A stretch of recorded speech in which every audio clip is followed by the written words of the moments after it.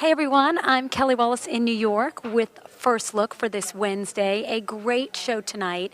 And one of the highlights, the third part of a very important series that we think you all will be extremely interested in. We've been taking a look at something we call the caregivers, how millions of us are struggling with our jobs and taking care of our kids at home.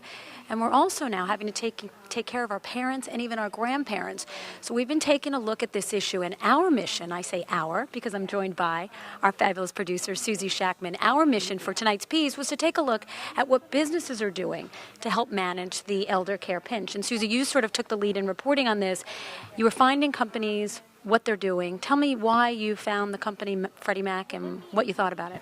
Well, I did some research, and Freddie Mac had released some information about they have a new backup elder care program, which is that you can call up and you're at work, and let's say your mom or dad needs something immediately. If they fall or they were just diagnosed with a kind of illness that they need immediate care, you can call the company, and for $15 a day, you can get elder care in your home for up to 20 days a year. So it's a real lifesaver for people who are struggling, who need to be at work, and they find themselves in that position. So I think it's a very helpful thing. And then we found out other things that they did as well. They're a very involved company with helping their employees with all kinds of benefits. And one of the things you'll see in the piece tonight, something else they do, they sponsor monthly support group meetings where employees can sit around on company time, on their lunch hour, at work, and talk with other employees about just vent or get some tips about taking care of mom and dad. And I think Susie and I were both struck by what an impact this is having on the people we met. Right. I think everyone there was feeling like a very loyal employee. They felt very connected to Freddie Mac. They were there because of the treatment that they got. And also, I think we got the sense that they were getting something back. They were giving a lot and they were getting something back, that it really worked. It was a win-win situation for both the employees and the company.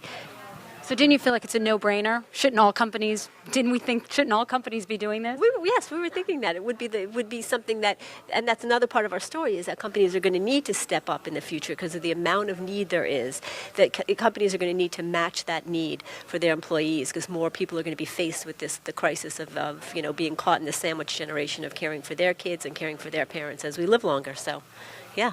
It's going to be a need.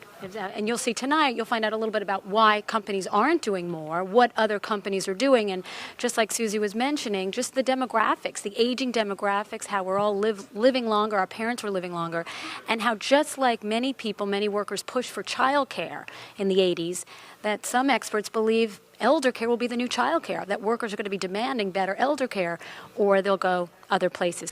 I'm Richard Roth in London. The government isn't officially calling it this, but it's being widely described here as Britain's endgame for Iraq. The announcement today that just as American forces there are surging, British forces are to begin shrinking. Prime Minister Tony Blair made the announcement that British troops will begin pulling out of southern Iraq within months. The 7,100 troops there could be down to a force of under 5,000 by the end of the summer. He didn't give an exit date, but he suggested there's an exit strategy, saying that a British military presence would continue into next year, quoting now, for as long as we are wanted and have a job to do. The Basra area in southern Iraq, where the British have been deployed, isn't like Baghdad, Blair said. It hasn't faced what he called the orgy of terrorism in the north.